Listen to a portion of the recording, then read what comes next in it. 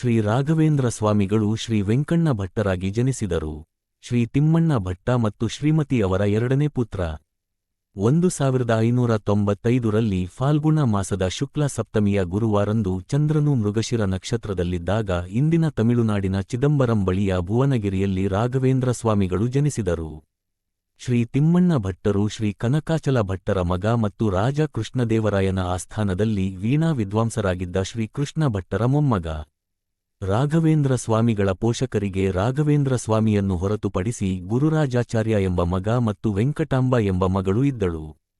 ಖಾಲಿ ವೃತ್ತ ವೆಂಕಟನಾಥ ಅತ್ಯಂತ ಅದ್ಭುತ ವಿದ್ವಾಂಸರಾಗಿದ್ದರು. ಚಿಕ್ಕವರಿದ್ದಾಗಲೇ ವೆಂಕಟನಾಥರು ಓಂ ನಂತಹ ಸಣ್ಣ ವಸ್ತುವು ದೇವರ ಅನಂತ ಶ್ರೇಷ್ಠತೆಯನ್ನು ಹೇಗೆ ಸೆರೆಹಿಡಿಯುತ್ತದೆ ಎಂದು ಅವನು ತನ್ನ ತಂದೆಯನ್ನು ಪ್ರಶ್ನಿಸಿದ್ದರು. ವೆಂಕಟನಾಥರ ತಂದೆಯ ಮರಣದ ನಂತರ ಅವರ ಜವಾಬ್ದಾರಿಯನ್ನು ವೆಂಕಟನಾಥನರ ಸಹೋದರನೇ ನೋಡಿಕೊಳ್ಳುತ್ತಾನೆ.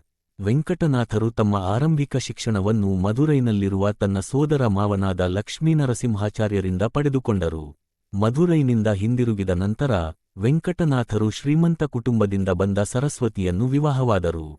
ತನ್ನ ಇಂದ್ರಿಯಗಳ ಮೇಲೆ ಹಿಡಿತ ಹೊಂದಿರುವವನಿಗೆ ವಿವಾಹಿತ ಜೀವನವು ಕಲಿಕೆಗೆ ಅಡ್ಡಿಯಾಗುವುದಿಲ್ಲ ಎಂದು ಶಾಸ್ತ್ರಗಳು ಹೇಳುತ್ತವೆ. ಇದು ನಿಜವೆಂಬಂತೆ ವೆಂಕಟನಾಥರಿಗೆ ಅವರ ಹೆಚ್ಚಿನ ಕಲಿಕೆಯು ಸರಸ್ವತಿಯನ್ನು ಮದುವೆಯಾದ ನಂತರ ಸರಸ್ವತಿ ದೇವಿಯ ಆಶೀರ್ವಾದದ ಮೂಲಕ ಸಂಭವಿಸಿತು.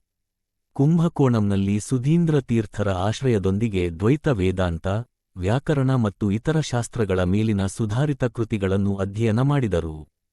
ಹಲವಾರು ಚರ್ಚೆಗಳಲ್ಲಿ ಪಾಲ್ಗೊಂಡು ತನಗಿಂತ ಉನ್ನತ ಮಟ್ಟದಲ್ಲಿದ್ದ ವಿದ್ವಾಂಸರನ್ನೆಲ್ಲ ಸೋಲಿಸಿದರು. ವೆಂಕಟನಾಥರಲ್ಲಿದ್ದ ಅಪಾರ ಜ್ಞಾನವನ್ನು ಅರಿತುಕೊಂಡ ಅವರ ಗುರು ಸುಧೀಂದ್ರ ತೀರ್ಥ ವೆಂಕನಾಥರಿಗೆ ಮಹಾಭಾಷ್ಯ ವೆಂಕಟನಾಥಾಚಾರ್ಯ ಎನ್ನುವ ಬಿರುದನ್ನು ನೀಡಿದರು. ಒಮ್ಮೆ ಅವರು ತಮ್ಮ ಪತ್ನಿಯೊಂದಿಗೆ ಕುಂಭಕೋಣಂ ಪ್ರವಾಸ ಮಾಡುತ್ತಿದ್ದಾಗ ಶ್ರೀ ವೆಂಕಟನಾಥ ಮತ್ತು ಅವರ ಕುಟುಂಬವನ್ನು ಸಮಾರಂಭದಲ್ಲಿ ಪಾಲ್ಗೊಳ್ಳಲು ಆಹ್ವಾನಿಸಲಾಯಿತು.